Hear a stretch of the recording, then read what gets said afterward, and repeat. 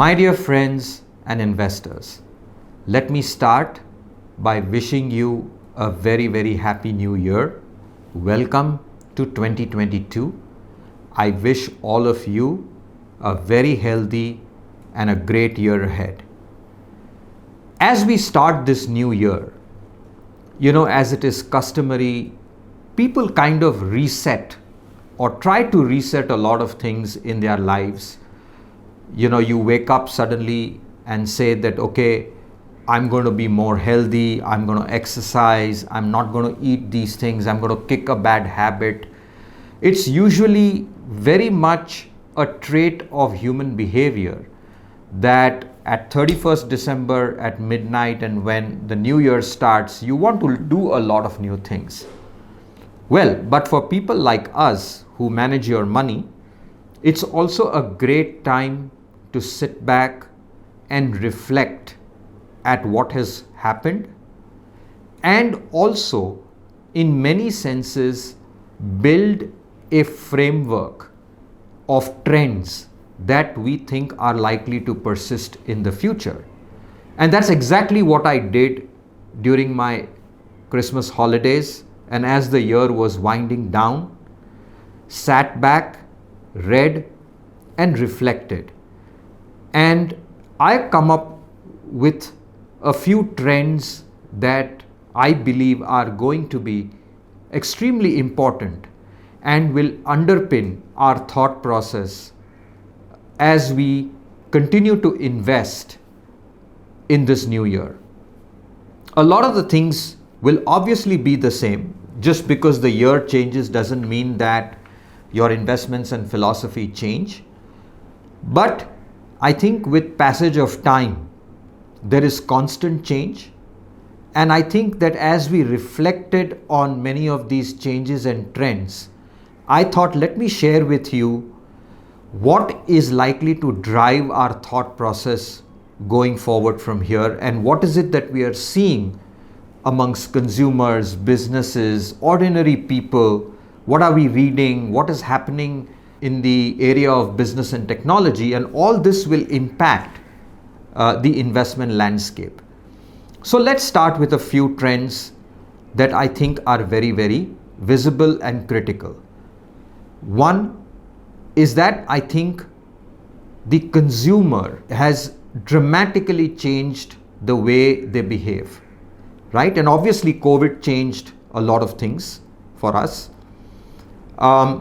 Instead of going to the market, instead of going to the shop, I think COVID made us learn whether it is food, whether it is grocery, whether it is an electronic item, everything can get delivered to you at your doorstep, right?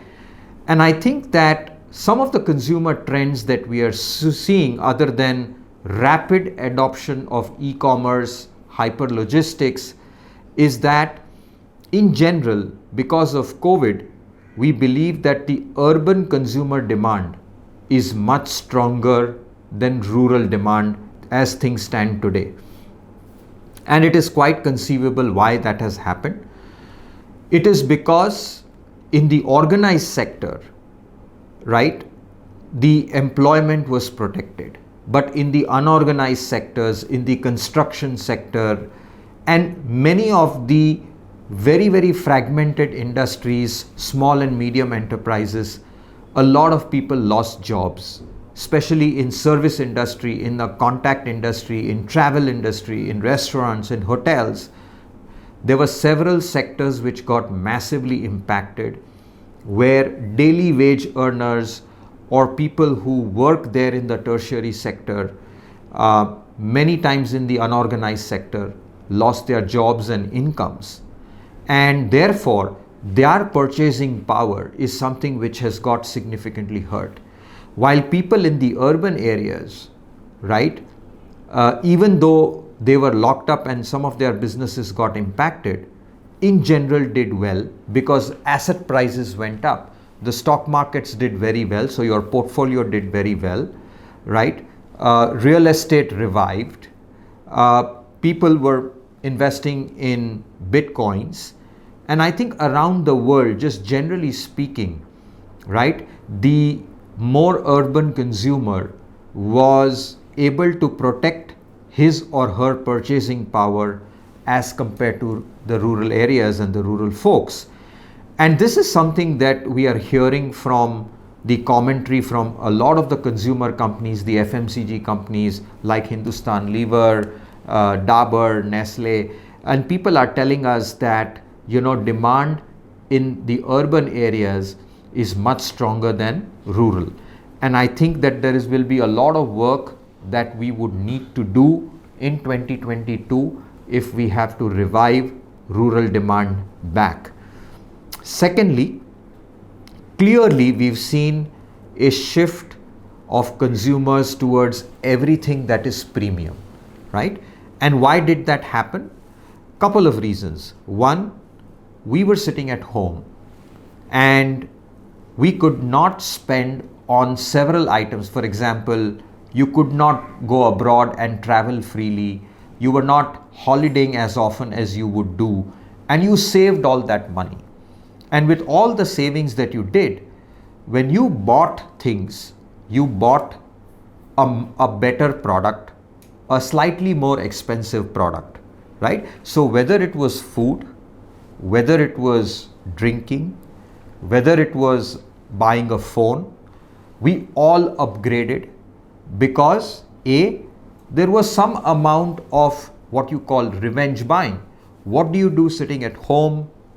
You can't travel, you can't do a lot of things, right? So some of that frustration, so to speak, and how do you kind of satisfy yourself? You start shopping and you shop for better things for you to make yourself happy. And that's what consumers did. Again, that's a trend that we are seeing across, that premiumization really took off during the pandemic. Third, and I think this is going to be revolutionized because of the advent of new technology and the fintechs, we believe that consumers will borrow more from here onwards, right? You're so used to impulse buying. And I think with buy now, pay later, I think with access to technology today, if you want a loan, a personal loan, it's very easy to get it for a small amount. And we think that this is only likely to proliferate going into the future. And this has connotations both for the banking and financial services industry, as well as for companies who sell products and services. If your product or service is very well aligned at the point of purchase, where the consumer can purchase and finance it through a quick borrowing, I think the likelihood of selling your product or services is going to get enhanced substantially. So I think that for long in India, we've been talking about the fact that India's consumer society still has a long way to go when it comes to credit. But I think this revolution in fintechs and technology and buy now, pay later is likely to accelerate going forward from here. And we believe consumers are going to borrow much more than what they were doing in the past. Another very large trend, and we've talked about that, and you can see it when you look at our portfolios, is that we have significantly increased our exposure to companies which are in technology, right? I think there is a clear shift towards the digital economy. Every business is changing. It is becoming more digital. It is moving to the internet. And now, and we will talk about that in the later months, but we are not only talking about the Web 2.0, but we are talking about Web 3.0 or the metaverse, right? So I think that the shift of the consumer, the shift of business to a digital economy is likely to accelerate massively from here onwards. And tech spending is likely to balloon going forward. And as I say, we all talk in the investment world that capex will revive, private capital expenditure will revive. But yes, it will revive. People will set up new factories. We will spend on infrastructure. But in my view, over the next 5-10 years, tech spending is the new capex. So companies will have to spend on the cloud. They would have to spend on digitizing their businesses. They will have to spend on social media. They will have to spend on e-commerce. They will have to crack logistics, right? And therefore the new capex is likely to be largely towards tech spending. I'll give you one example. If you look at the automotive industry, if you look at the top 10 global car companies, right? They spend billions of dollars on R&D, on new models, right? Over the next 5 years, all of that spending is going to be on software, electric vehicles, and all the associated technologies that are likely to change the automotive industry of the future, right? And it is going to happen in every industry. The next big trend is something that is oft talked about, but is very important, is consolidation. There is consolidation across businesses. What do we mean by consolidation? A, the big are getting bigger, the strong are getting stronger, because we are seeing a rapid movement towards formalization of every industry, right? So the unorganized, fragmented players are losing business and market share, and the more organized players, the more formalized players are gaining market share.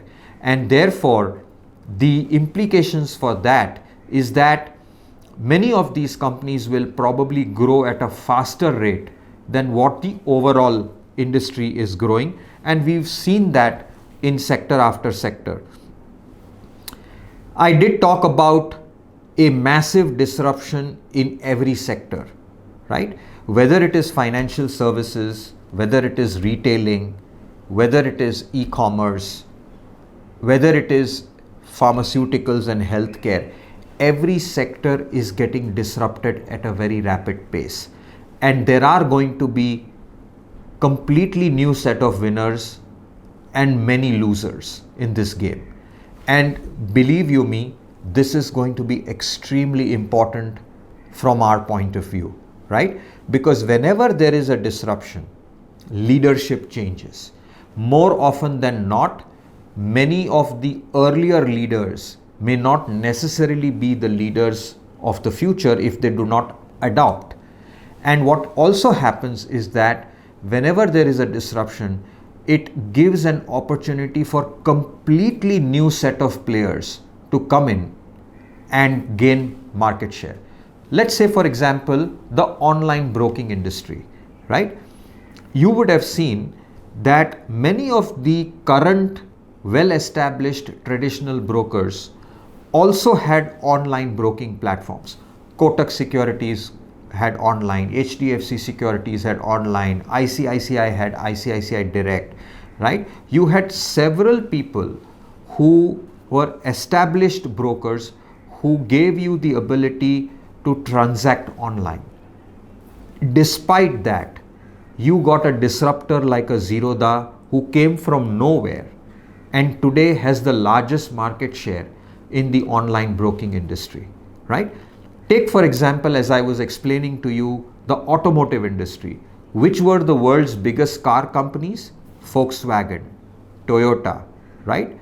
But which is today the largest market cap company in the automotive industry? Tesla, right? Tesla came and completely disrupted the automotive industry. I'm not saying that the other car companies are going to die, but they will have to adapt. And many of them are adapting very quickly by reorienting their R&D dollars towards electrification of their car platforms. But what did disruption do? It just got in a new set of players who came in, who disrupt the industry, take away some part of the market share, and forces everybody else to adapt. The same thing happened in the media and entertainment industry, right? Where was Netflix a couple of years back? Suddenly a Netflix comes and disrupts the industry, and today every broadcaster every media company, right, is moving in the direction of what Netflix is doing. You didn't have the traditional big broadcasters, Sony Entertainment, Star, right, Fox, Disney. These were all the people who were the leaders in the entertainment industry. But who are the new challengers? Apple, Netflix, Amazon Prime, right? You have completely new players who came in because technology completely disrupted the way the industry moved. And suddenly these companies have come and they've grabbed market share. And therefore, this has an extremely important bearing on the investment landscape. You cannot now say, oh, this is a great blue chip company. It has done consistently well for the last 10 years. It has produced great returns. It has compounded earnings at a fantastic rate. It has great cash flows. But if that industry is being disrupted, you have to be very clear whether this great franchise that you own is adapting to the new environment. Is it going to be one of the winners? Is it going to be one of the survivors? Or is it going to be one of the losers, right? And that is going to be extremely important as we move ahead. I think for long, manufacturing in India took a big backseat, and also exports. People touted India because of the large demography and the large demand, because of the large population that we had. And the attractiveness of the Indian economy was because we had a large domestic market. Yes, that's great. But what were we doing? Let's say electronic components, simple things like phone, air conditioners, washing machines, refrigerators. Yes, there is a huge market in India. There is a huge booming demand for all of this. But all of the electronics is something that we were importing from China and many other countries, right? So I think a time has now come, and because global supply chains are getting rewired, COVID also completely disrupted supply chains. If you shut down a country, how can a product reach you? If you shut down borders, how can raw materials reach you, right? Which means that there is likely to be rewiring of supply chains globally. And that is likely to create, in my view, a big manufacturing boom in this country. Also, because supply chains around the world are now changing, I think India's exports will boom. It is already booming. After a long time, India's exports are really booming. And some of the traditional sectors where India lost its competitive edge, like textiles, are coming back. I think we lost the game of textiles to countries like Bangladesh, Sri Lanka, Pakistan, Turkey. But now, with very great practical government policies and diversification of supply chain, many traditional sectors where India had a competitive advantage are coming back. So I think manufacturing and exports is likely to boom in India over the next few years, and I think we will see great opportunities even on the investment side to bet on some of these businesses. Lastly, the new economy is upon us. We talked about it. I think clean energy, whether it is solar, wind, I think clean energy, sustainable technologies, electric vehicles are going to be a reality. We are likely to see a massive shift in the way we consume energy in transportation, right? Clean, green, and sustainable is going to be a very big theme as we move forward. And lastly, one of the big trends post-COVID was the resurgence of retail participation in India's equity markets, right? Actually, the first push came after demon, but I think there was a massive acceleration that happened after COVID, where we saw massive retail participation into India's equity markets, not just in mutual funds, but we've seen millions and millions of new demat accounts being opened, and the share of retail participation in the equity markets, in my opinion, has changed for good. There is a thinking that, oh, these new investors who have come in, they've only seen a bull market since 2020, and at the first crash or at the first big correction, many of these investors are going to run away.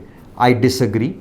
I think that this new breed of investors who have come in are more technologically savvy, they are well read, they are well researched. Yes, there will always be a proportion of investors who are who do not understand, who are probably just trading in and out.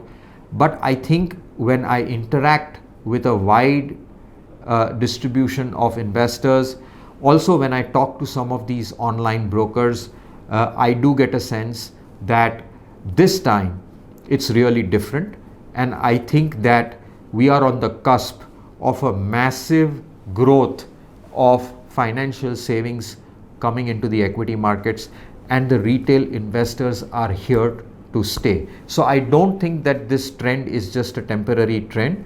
I think this is likely to persist long time into the future.